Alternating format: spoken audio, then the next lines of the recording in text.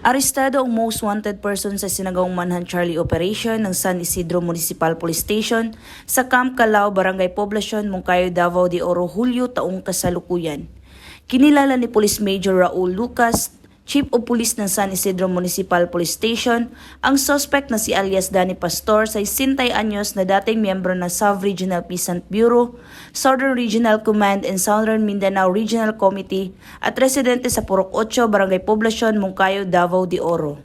Ayon pa kay Police Major Lucas, nahuli ang suspect sa bisa ng warrant of arrest na inisyu ng Regional Trial Court, 11th Judicial Region, Branch 1, Tagum City, at inihain na pinagsamang pwersa ng mga tauhan ng San Isidro Municipal Police Station, 1st Davao Norte Police Mobile Force Company, 25th Infantry Fireball Battalion, 10th Infantry Aguila Division, Philippine Army. Ang suspect ay kasalukuyang nasa kustodiya na ng nasabing istasyon para dumaan sa tamang disposisyon at maharap sa kasong murder na walang inirekomendang piyansa. Patuloy naman ang pagsasagawa ng Manhunt Charlie Operation ng mga tauhan ng Police Regional Office 11 sa pamumuno ni Police Brigadier General Nicolas de Torre III upang hulihin ang lahat ng wanted person sa Rehiyon 11.